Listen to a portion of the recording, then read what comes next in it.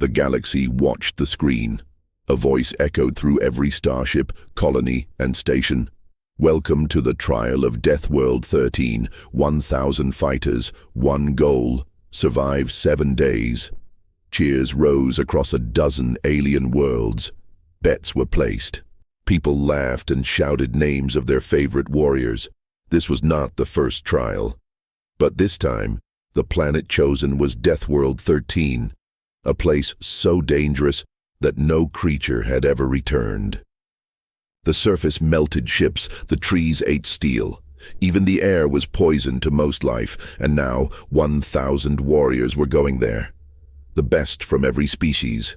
Strong, smart, fast, armed with armor, scanners, and weapons. Everyone believed they could win. Among them, one human woman stood still. She wore no armor, carried no bag, had no gun, just a plain black suit torn at the sleeves. She had no name on her file, only Evra. Others laughed when they saw her. "Did she get lost on the way to the kitchens?" said a Goran soldier with 6 eyes. "She won't last an hour," said a heavy, spiked brute from the Varak Empire. "We'll be eating human jerky by sunset." Evra said nothing. She just looked up at the sky. A loud buzzer rang. The ships opened. The trial had begun. The warriors dropped onto the surface. Green smoke rose from the ground. Strange birds screeched. Overhead, the ground cracked under each step like dry bones. The trees looked twisted, as if screaming in pain. Still, the warriors moved fast. They split into teams, searched for shelter, tested the air. A team of 10 insectoid soldiers from Zarnax set up a scanner. "This planet's heartbeat is wrong," one of them clicked. "It's too quiet." Just then, the earth moved. Not a quake, a ripple, like something massive breathed under the soil. The Zarnax soldier stepped back. He fell, swallowed, whole by the ground.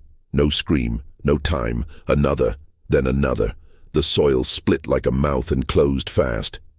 10 gone. Panic followed. Screams echoed through the jungle. Warriors ran, climbed trees, fired weapons at shadows. A giant beast, one that looked like a walking boulder, smashed through a group of armored fighters. It didn't even roar, it just crushed them. In the first hour, over 200 were gone. The cameras showed it all. The audience gasped. Some couldn't believe it. Others wanted more. But one feed stayed strange. One camera followed the human, Evra. She walked slowly, calmly. She didn't run, didn't hide. The beasts ignored her. Even the air around her looked clean. A flying creature tried to dive at her once, but it froze mid-air. Wings stopped moving. It dropped like a rock and didn't move again. Evra walked past its body without looking down. Back at the Galactic control station, the organizers stared at her feed. "Who is she?" one alien asked. "Human female, no enhancements, no equipment." "She shouldn't be alive," replied the technician. "But she is," said another. "And the planet's readings change around her." Meanwhile, deep inside the jungle, 3 squads of survivors gathered. Nearly all of them had lost friends. "We need a plan," said Commander Trask of the Ironborn, a species made of living metal. "This world is not natural." "The trees whisper," said a pale-skinned warrior from the Moon cult. "They talk about her. Her. The human. The silent one." "You mean the one walking like she's on a beach vacation?" Trask scoffed. "She's bait, nothing more." But even as he spoke, something watched from the trees. A glowing red eye blinked, then disappeared. Near the edge of a broken cliff, a group of 10 alien soldiers climbed down a rocky path. They found bones, giant bones, larger than starships. Burn marks covered the stones. Something massive had once fought here. At the center, they found strange symbols glowing in the ground. Language unknown, one said.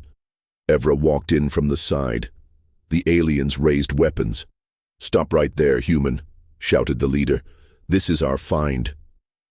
Evra looked at them. Her eyes were dull gray, cold, empty.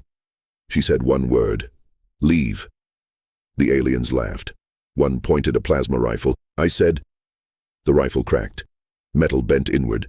The gun melted in his hands. All 10 weapons fell apart like they'd been aged 1,000 years. No sound, no blast, just rot.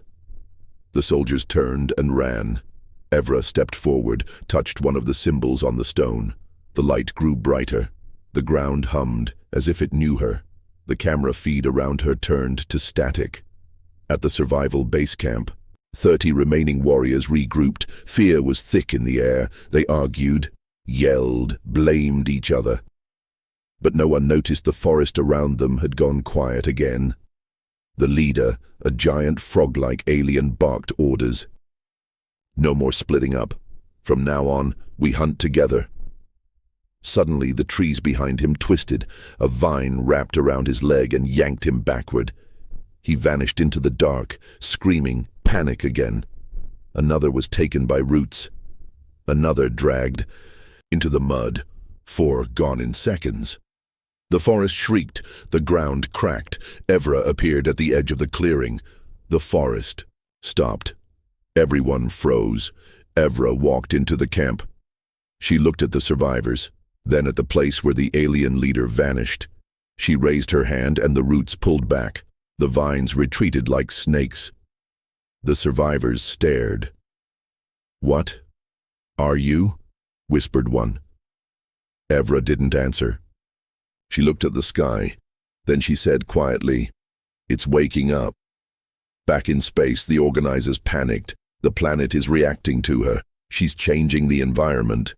"Or it's recognizing her," said a quiet voice. "Impossible. She's just a human."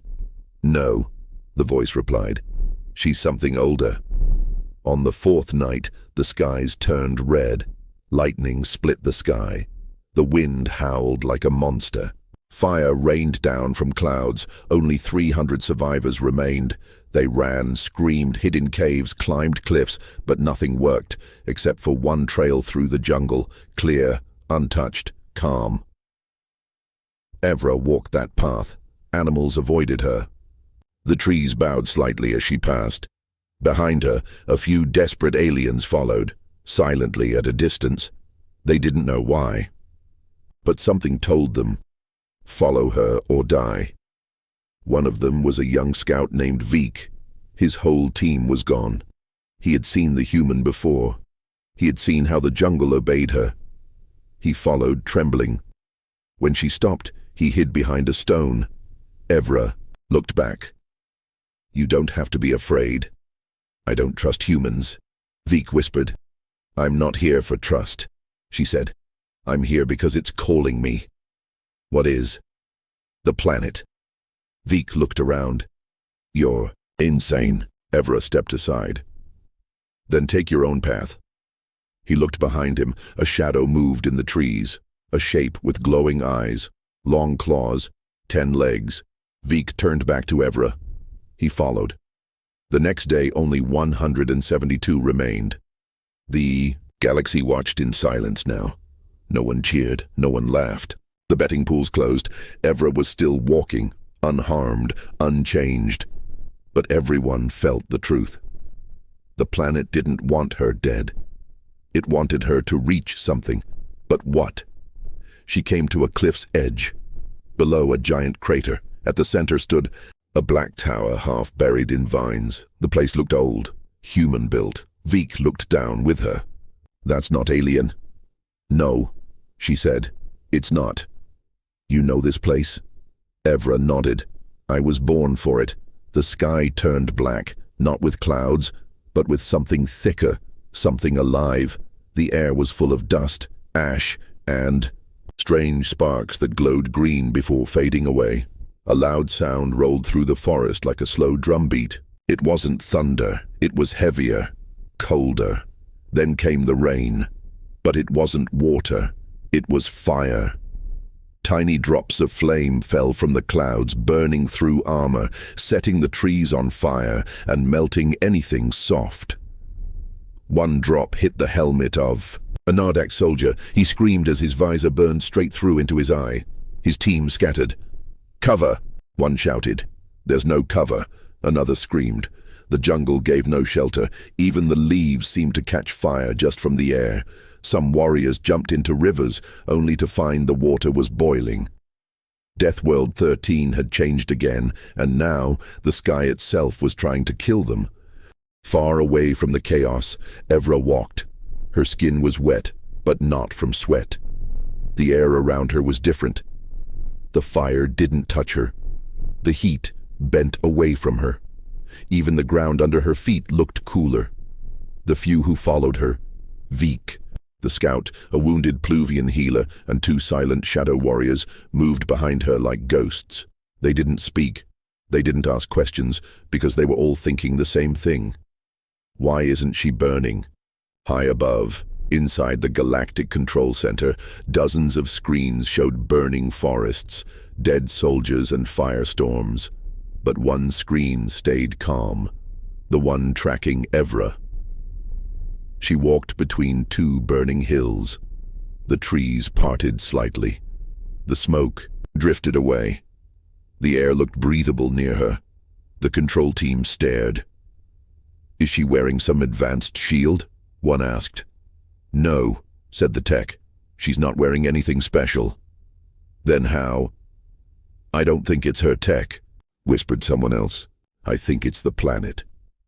In the jungle, 20 alien warriors huddled together under a rock shelf. They were burning, coughing, praying. One soldier, his face covered in burns, looked up. "She's close." Another blinked. "What?" "The human. I saw her. 3 clicks that way. She's walking and through the fire." The leader of the group, a thick-shelled beast called Carvo, narrowed his eyes. "Then we go to her." "You believe she can help us?" "No," Carvo said, "but this planet does, and I'll follow whatever it listens to." Hours passed. The sky screamed louder. Lightning bolts hit the ground with soundless flashes. Where they landed, the earth turned into black glass. Evra stopped walking. They had reached a wide canyon. Vik looked down. No bridge, no way across. The canyon was deep, bottomless maybe. Steam rose from the crack, hissing like a wounded beast. Behind them more fire came. They had no time. Evra didn't speak. She knelt down and touched the ground. Nothing happened. She placed both palms flat. Still, silence. Then she whispered something, a word no one understood. The earth rumbled. Vik grabbed a tree. The healer stumbled. Rocks fell from the canyon walls, and then a stone path began to rise from the ground. Wide, cracked, old, covered in strange glowing marks, it reached across the canyon like a giant spine. Evra stood, walked forward. The others hesitated, but one by one, they followed. Halfway across, something rose from the canyon below. A black shape, smooth, long, snake-like, but with wings of glass and no eyes. It screamed without sound, just a pulse. The healer dropped to the ground, bleeding from her nose. The shadow warriors raised their weapons. Evra didn't stop walking. The creature moved toward her fast, twisting through the air like smoke. Vik shouted, "Evra, run!" but she didn't. She raised her hand. The creature stopped. It froze in the air, twitching. Evra looked at it. "You're not meant to guard this," she said softly. The creature twitched again. Then it turned, flew down into the canyon. Gone. Silence returned. The path was safe again. They crossed. Back at the control station, chaos broke out. What was that creature? Nothing in the database matches it. And she spoke to it. It listened. One technician whispered, "She's not part of the trial anymore. She's in control of it." The group reached the other side of the canyon. A new forest stood before them. dark trees with glowing red fruit. The air here was cooler, but something felt ancient. Vik pointed at the fruit. Looks edible, the healer shook her head. It glows, probably poisonous. Evra stepped forward, picked one, bit into it. Everyone froze. She chewed, swallowed, then said, "It's safe, for now." The others slowly took fruit. Some waited for Evra to nod before eating. The fruit healed, burns faded, breathing became easier. "How did you know?" Vik asked. "I didn't." "Then why eat it?" Evra looked into the trees. "Because the planet wants me to keep going." That night, for the first time, there was no storm, no attack, just silence, but no one slept. They stared at her, the human who walked through fire, the woman who raised bridges, the one who made monsters fly away with a whisper. Vik sat beside her. "You've been here before, haven't you?" Evra nodded. "Not me, but someone like me." "What does that mean?" Evra looked up at the stars. "This planet was made long ago by us. Humans? Yes, but why?" She closed her eyes. "I don't know yet." By morning, only 94 survivors remained. The rest had burned, drowned, or vanished in the dark. But rumors spread. The human woman, the one the planet feared, the one who walked through death. Some laughed until they saw her. Then they stopped, laughing. Evra's group reached a wide clearing. The ground here was made of strange stone tiles. Faint blue lights blinked under their feet. In the center, a massive circular platform with symbols. A message written in old Earth language. Vik squinted. "Can you read it?" Evra nodded. She stepped forward. The message read, "To survive this world, you must remember who built it." She touched the center of the platform. The ground shook. All around the planet, structures started to wake up. Elodie. Machines blinked. Buried towers opened. Deep in the jungle, ancient turrets turned on and aimed at the sky. Evra looked up. "This isn't just a trial," she whispered. "It's a test for the planet." Vik frowned. "What do you mean?" She looked at him. "This place isn't trying to kill us. It's choosing someone." Back at the control center, alarms blared. "We're losing satellite feeds. The planet's jamming our signals, and Evra just activated something global." One alien leader stood up. "Shut the trial down." "We can't. Not anymore." Elsewhere, Commander Cavo and his soldiers fought through storms to find her. When they reached the clearing, Evra was standing in the center. The machines had opened.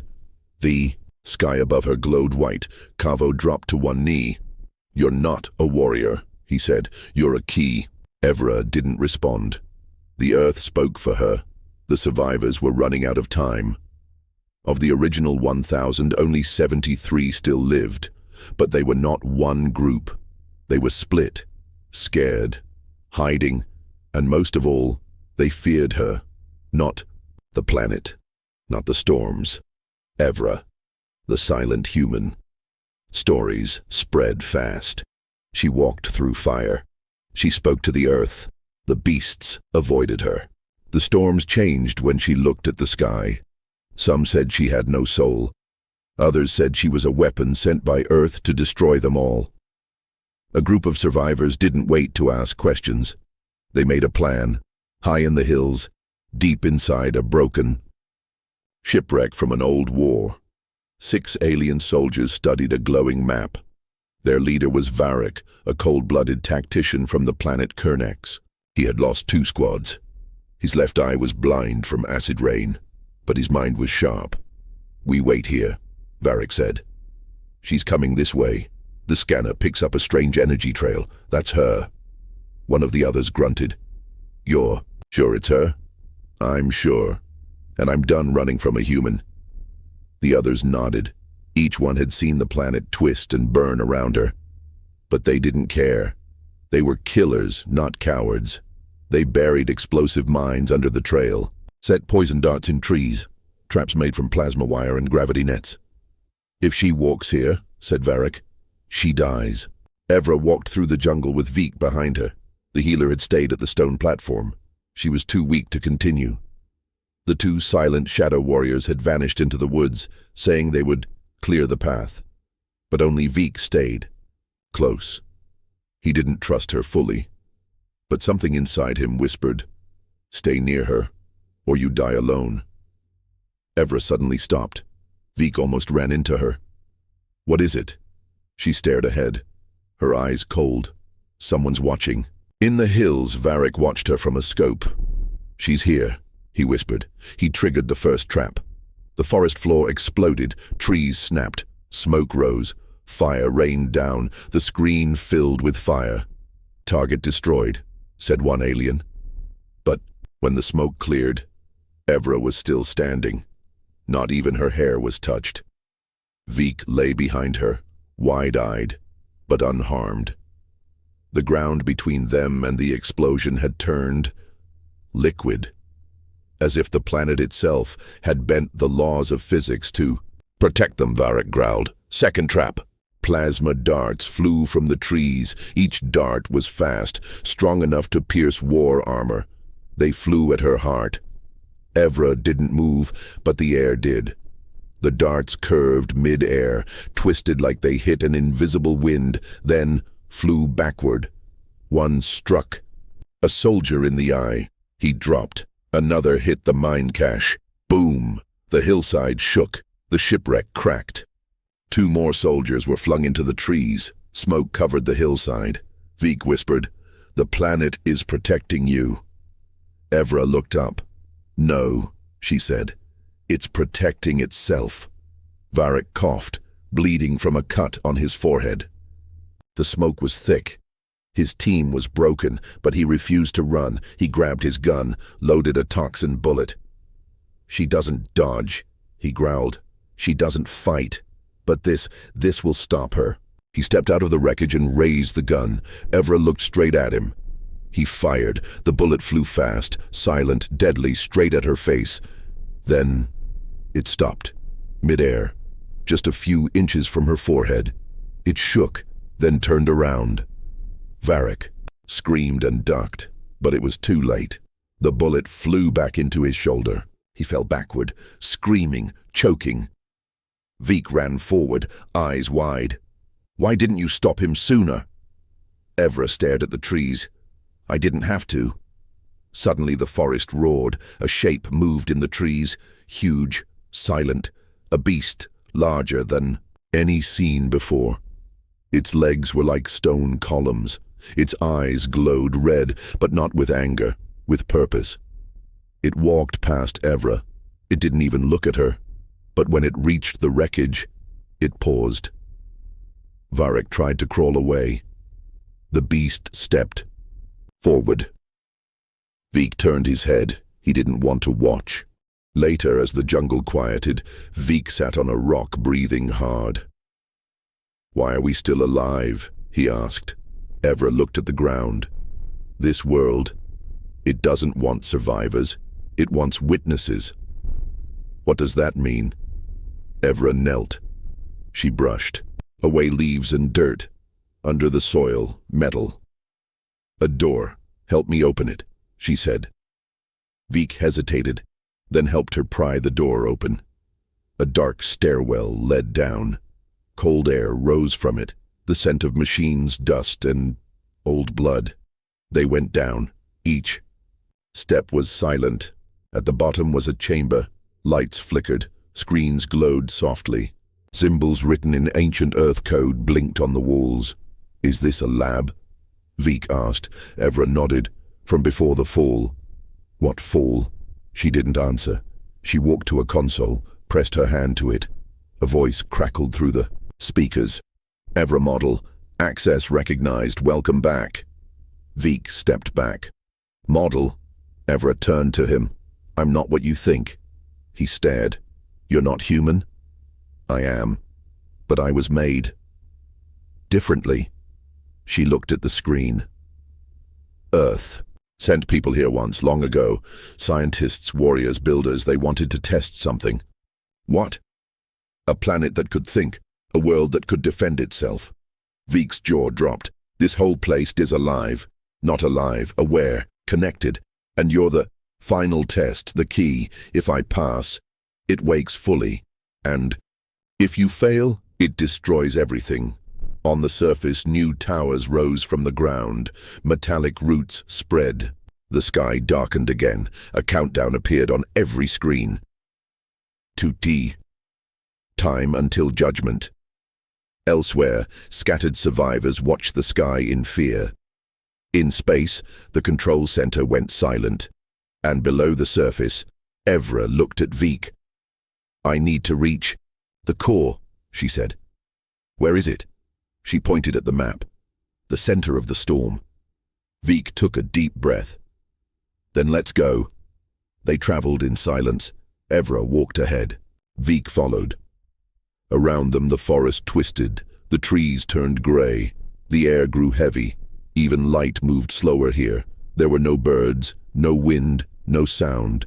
Just one thing, a deep vibration in the ground, soft, steady, like a giant heart beating beneath their feet. Vik looked around nervously. This place, it feels like it's watching us. Evra nodded. It is. They had entered the outer zone of the core. Far away, only 41 survivors remained. Many had stopped moving. Some had given up. Others had started fighting each. Other for food, water, shelter. But others had started following something. Not a path, not a map, a feeling, a pull in their bones. It led them all in the same direction, toward the center of the world, toward Evra. She didn't know how long they walked. Time felt broken here. Vik collapsed once. She helped him up. He wanted to stop. She didn't. At last, they reached it, a wall of black stone taller than any building, covered in strange silver lines that moved like rivers. No doors, no windows, just silence. Evra stepped forward. The ground responded. Vik stepped back. The wall cracked, not broken, opened. A shape peeled away from the stone, forming a doorway that led down into the dark. No stairs, just a smooth ramp. Like it had been waiting. Evra, Vik whispered. I think the planet knows you're here. She didn't answer. She stepped inside. The ramp went deep, so deep that they lost all sense of direction. No wind, no echo, just the glow of the walls. Then they entered the chamber, a room the size of a city. Floating machines drifted silently above, blinking with blue and gold lights. Giant pillars hummed with energy. Symbols glowed under their feet. At the center, a black cube the size of a tank pulsing. Evra approached it. The moment she touched it, everything stopped. The lights froze. The machines hovered still. And then, a voice, not loud, not mechanical, alive. Welcome, Evra. Vik flinched. It said your name. Said? The cube began to change. From its surface rose images, faces of people, places, cities from Earth long gone, and then words. You were born for this. Evra reached out. Tell me why, the voice replied. Because you are not just a survivor. You are the bridge.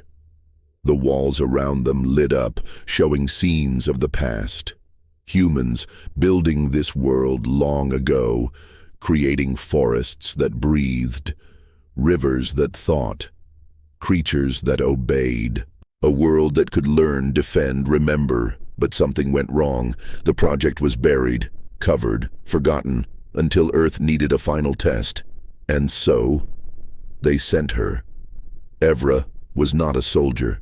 She was part machine, part mind, part memory, a genetic key built in silence, trained for one task, to unlock the planet's true form. Vik stared at her. You're a weapon. Evra turned. No, I'm a choice. The voice continued. This world has seen your kind kill. Destroy, burn stars, poison galaxies. Now it must decide. Do you deserve another chance? Vik whispered. So, that's what this is? Not a trial, a judgment? Evra nodded. The black cube changed again. A new message blinked. Core access. Final stage. Judgment begins in 48 hours. Suddenly alarm sounded in the chamber. Vik pulled his weapon. What now? Above ground, chaos exploded. A new ship had entered the sky. Not from Earth, from the Union of Species, a warship. They had seen too much. They feared Evra. They feared what would happen if Earth passed this test. They came to stop her. The planet responded. Storms rose. The skies turned red. Creatures woke from caves deep under the oceans, but the Union warship was powerful. Too powerful. They sent a strike team down, not to fight, to destroy the core. Evra felt it, a pressure. A warning in her chest. They're coming, she said. Who? Vik asked. Those who don't want this world to wake. Outside the core, the strike team landed. 20 soldiers in heavy armor, energy drills, bombs, cut through the outer wall, the commander ordered. But the moment they touched the stone, it fought back. Spikes of metal shot from the ground, piercing armor. Gas hissed from hidden holes. Screams followed. Only 5 made it to the core entrance. Inside, Evra turned to Vik. Go back. No. You'll die if you stay. I'll die out there too. Evra touched the floor. The walls responded. Formed around her like armor, not metal, not stone. Something. Older. She walked to the center. The cube rose higher. The voice returned. This is your moment. All paths lead here. Vik grabbed her arm. Evra, are you sure? She looked at him, and for the first time, she smiled. No. Then she stepped into the cube. It opened around her like a flower. Light poured out. The machines in the air moved. Faster. Symbols on the walls spun. Then, the planet screamed. Far above, the Union ship shook. Systems went offline. Weapons stopped working. Inside the core, the last 5 soldiers reached the main chamber. They raised their guns. Evra stepped out. Of the light. She didn't touch them. She just looked at them, and the planet responded. The ground split open. The walls turned black. Cold air slammed into the soldiers, freezing their weapons. One soldier screamed and dropped. Another pulled the trigger. Nothing happened. They ran. Only one reached the exit. He looked back and saw her eyes glowing with golden fire. Then he vanished into the smoke. Back at the surface, dozens of survivors stared at the changing sky. The countdown continued. 59. 12. But something had changed. The ground didn't attack. The winds stopped. The beasts moved aside. They were being invited. Evra stood inside the chamber, breathing slow. She had touched the heart of a living world. Now it waited for her answer. What would humanity do if given power like this? Would they build or burn? They came with fire. Above the Class 13 Deathworld, the sky tore open. 32 ships, black, wide, armed with the most powerful weapons in the galaxy, entered orbit. They didn't ask questions. They had one order.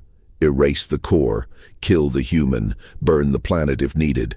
To the Union of Species, Earth had crossed a line. Sending Evra was the last straw, a world that could think, a human who could control it. That was too dangerous. Inside the core, Evra stood still. Her hands touched the glowing cube. Her eyes were closed. She wasn't speaking. She was listening. The planet whispered, not in words, but in feelings. Pain, rage, hope, memory. It showed her everything, every life it had taken, every time it was hurt, and then it asked, "Do I wake?" Evra opened her eyes. The countdown continued. 1 to 28. Outside, Veek watched the sky from a hilltop. He had climbed back to the surface to see the stars one last time. But now, he didn't see stars. He saw war. The fleet was forming a ring, charging their weapons, gathering power. And then the voice came through the sky, loud, cold, sharp. "This is the Galactic Union. You have 10 minutes to exit the core and surrender. If not, we will strike." Veek stepped back. He could feel the heat rising. The end was close, but the planet didn't wait. It answered first. The mountains moved, not just shaking. They stood up. Ancient machines hidden inside the rock woke after thousands of years. Metal legs cracked open. Cannons rose from the earth. Wings spread from deep volcanoes. They weren't mountains. They were guardians. And they were angry. From deep ocean rifts, glowing serpents flew into the sky, made of crystal and living current, each one bigger than a battleship. From deserts, long dead towers rose, shooting beams of green light into space. The planet had teeth, and it began to bite. Evra stepped out of the core. The land around her was still, but tense, as if waiting for her breath. She raised her hand. The clouds parted. One Union ship fired early. A bolt of plasma shot down from orbit, but it never touched the ground. The air twisted. Time itself bent. The beam shattered like glass. Evra looked up. "You want war?" she said. "Then understand. This planet chooses." Above, on the lead ship, Commander Raljun stared at the monitors. "Weapons not working," his officer reported. "Shields are offline, AI systems frozen." "How?" Then another officer shouted, "Something is coming from the surface." Dozens of energy signals rising fast. The serpents, the towers, the guardians. They weren't just defenses. They were part of the world's will. Raljun made a choice. All ships, attack. The battle began. The sky became fire. But not like any war before. The planet didn't just fire back. It adapted. Every time a ship used a new weapon, the world responded differently. When they dropped an EMP, the soil hardened into armor. When they fired nukes, the air became water, drowning the explosions. And when they tried to retreat, space itself pulled them back. The planet had locked space around it. There was no escape.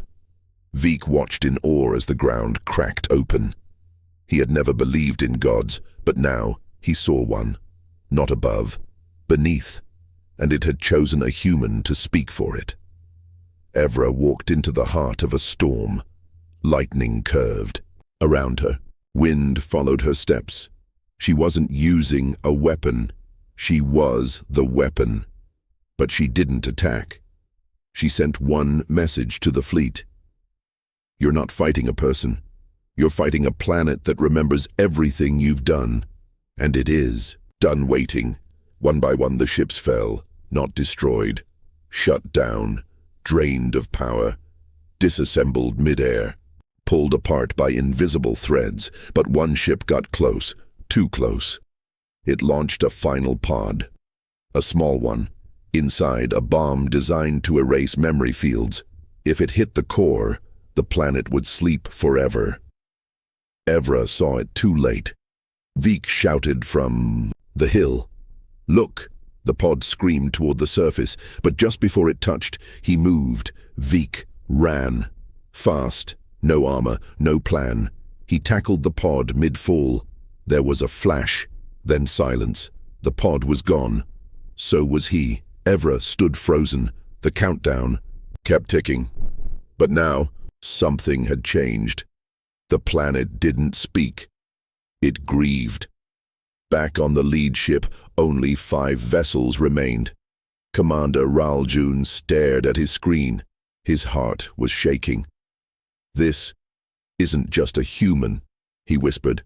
"She's a voice of something we can't understand." A message came through. "Leave, or none of you will return." He obeyed. The fleet turned. Those who could fled. Those who couldn't became part of the planet's memory. Later, when silence returned, Evra sat alone beside the hill where Vik had stood. The sky was quiet. The fires had ended, but the wound remained. The core opened again. Inside, it showed her one last image, Vik's last thoughts. He hadn't feared death, he feared her being alone. And then, the countdown stopped, paused at 45, 59, 58. The voice returned. The test continues. But now, you are no longer a subject. You are part of me. The battlefield was quiet now. Burnt trees, fallen stone. Cracks in the sky. Evra stood alone. Vik was gone. The ships were gone, but the world was still watching. The countdown glowed across the sky. 59, 58. Paused.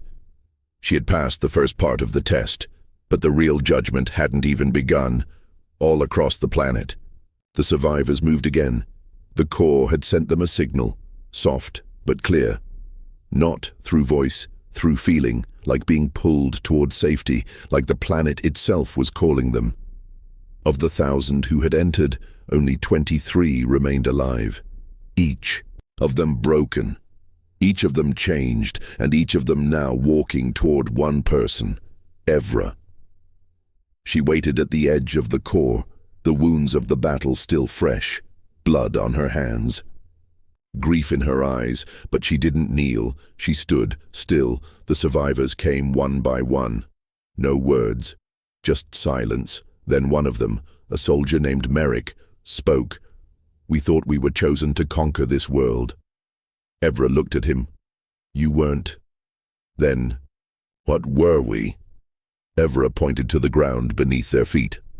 "You were seeds, and now the planet is asking if it should grow." Far away, the Galactic Union watched from their last station. No one dared return to the planet. No more fleets, no more attacks. They had seen enough, but fear spread like wildfire.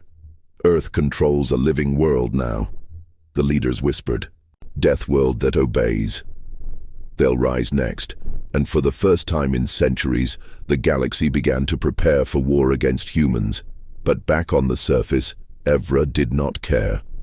She walked through the ruins of what had once been an impossible test. Now it was her home, and everywhere she stepped, the world changed. Dead trees bloomed. Cracked stone healed. Rivers flowed again, not by power, but by acceptance. She wasn't using force. She was being followed by something greater. The planet itself walked with her. One night, the survivors made camp beside the Great Scar, a giant canyon torn open during the orbital strike. Evra stood alone at its edge. The stars were quiet.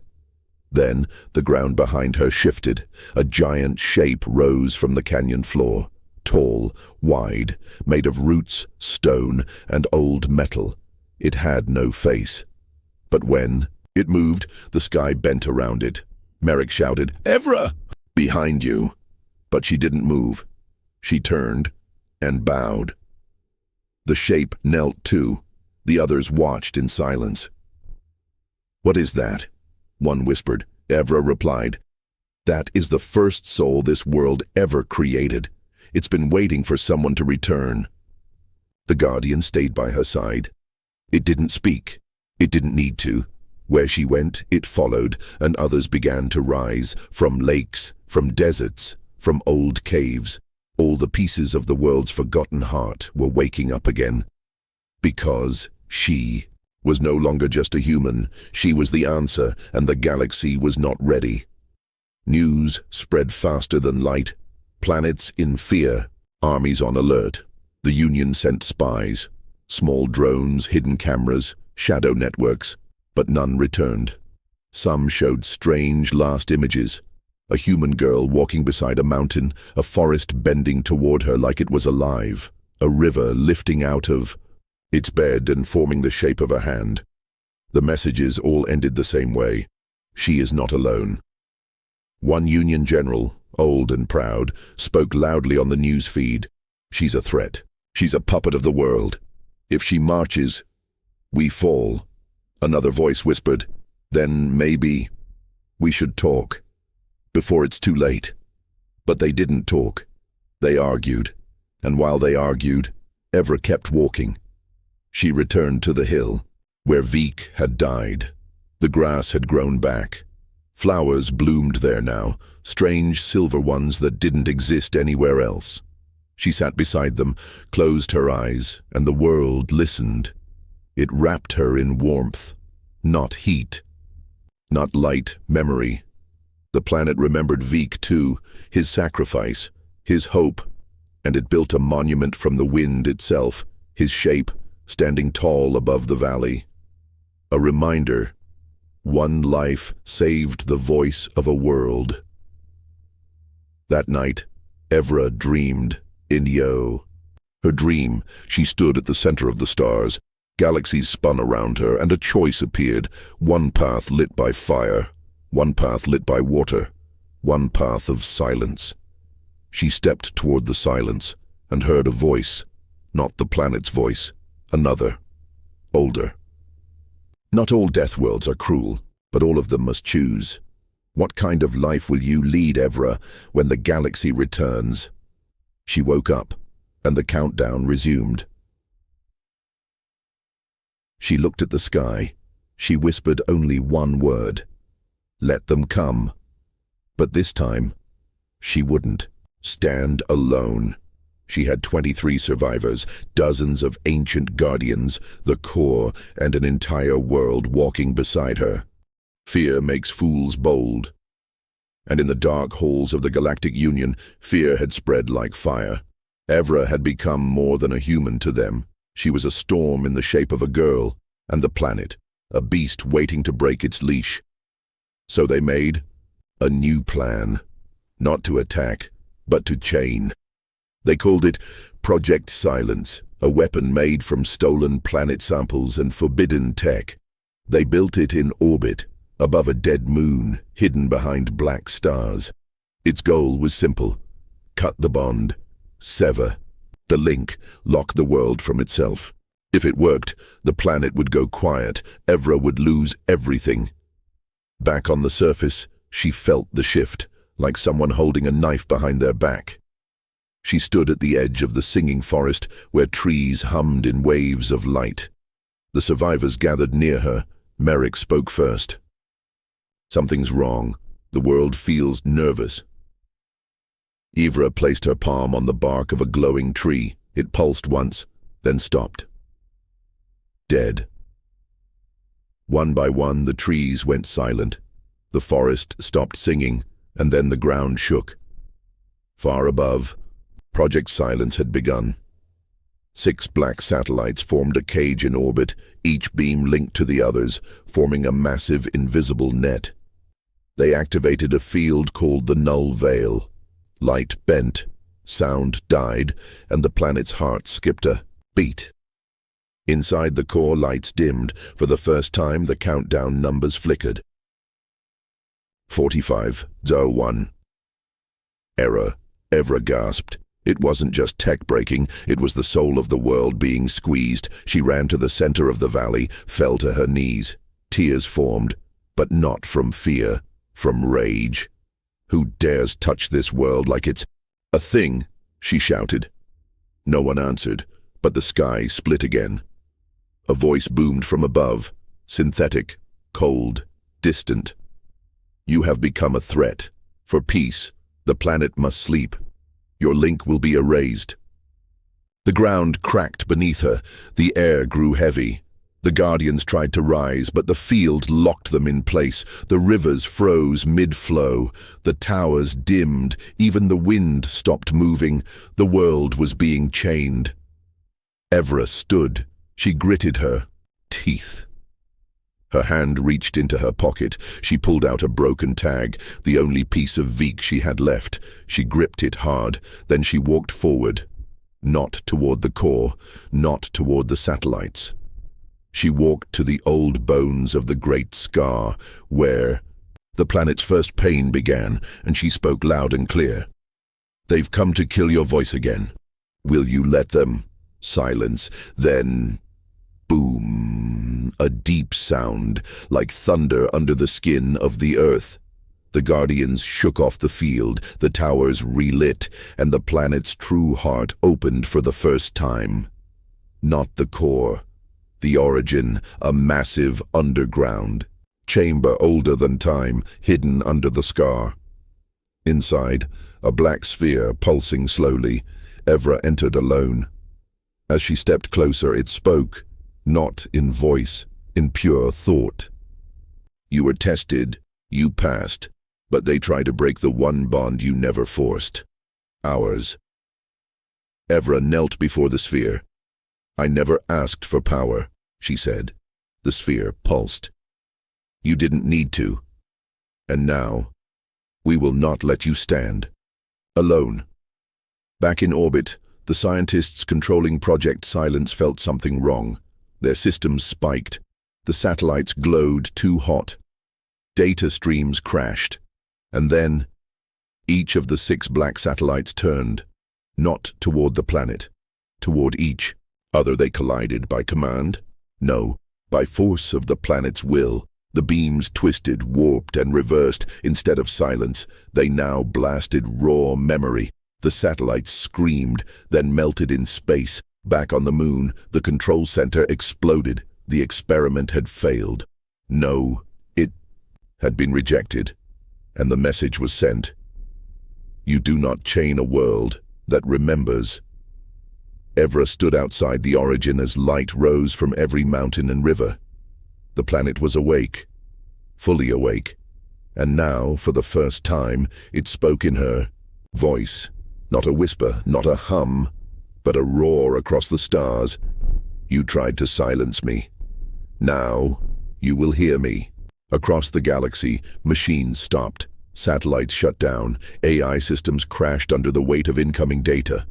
The memories of the planet, millions of years of suffering, of betrayal, of broken promises, poured into every Union channel. They saw the faces of the explorers who had poisoned the soil. They saw the first species who tried to cut it into mining zones. They saw Veek's sacrifice and Evra's pain. The whole galaxy saw truth, and it was too much. Some screamed, some wept, some begged forgiveness. But the planet did not punish. It simply let them feel. And sometimes, that was worse than war. Evra looked at the survivors. Merrick stepped forward. The world is no longer sleeping, he said. No, Evra replied. It's remembering. The countdown had ended, but no one had died. Not anymore. The world had awakened. The satellites were gone. The fear, still in every system across the stars. But something had changed, something no one saw coming. Evra was no longer just a survivor. She was the key to a new future. And the galaxy wasn't ready for what she was about to do. Ships arrived at the edge of the system. Big ones, war fleets sent by the Galactic Union to negotiate. They didn't come with peace. They came with fear. Weapons charged, engines hot. Each commander had the same order: capture the girl, take the world, end the risk. They didn't understand.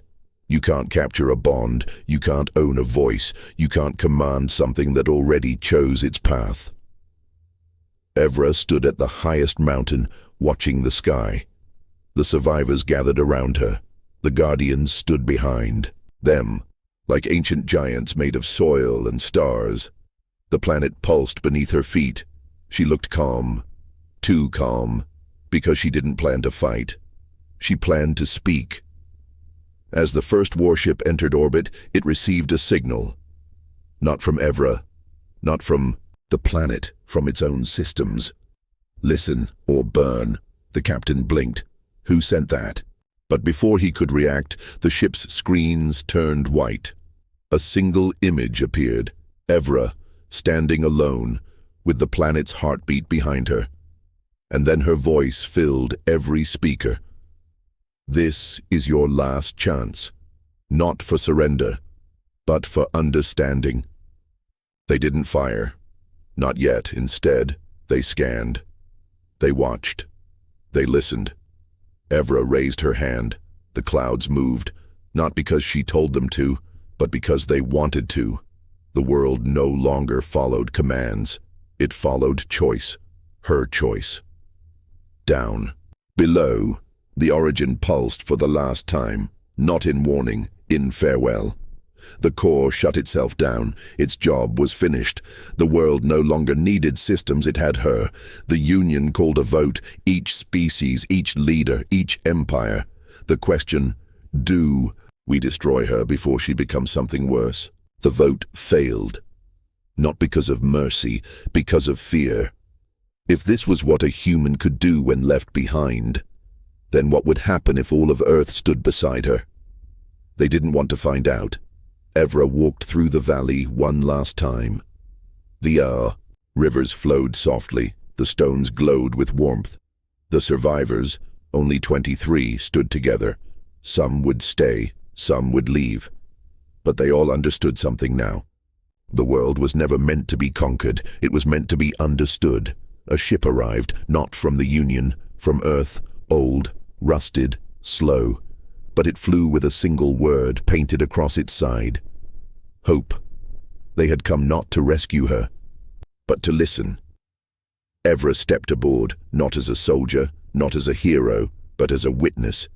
She looked out one last time. The planet waved, through wind, trees, and sky, and in her heart, she heard it whisper, "You are always welcome here.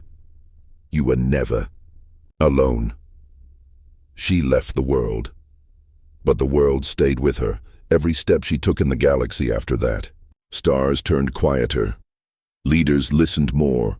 War became less common, because the galaxy remembered the girl who walked with a Deathworld and lived. Years passed, the Union cracked, new alliances formed, but no one touched the planet again. They named it Evrana, in her honor, not as a warning, but as a reminder. On her last day, years later, Evra stood on Earth's moon. She looked up at Evrana glowing in the distance. Merrick stood beside her, old now, like her. He asked, "Do you regret it?" She smiled. "I didn't escape it. I became part of it." Final message broadcast across the stars. Only one escaped alive, and she taught the galaxy to feel again. Final on-screen text. She entered a test designed to kill. She left behind a legacy that saved billions. Evra was not a warrior. She was a voice, and the world chose to speak through her. Series end.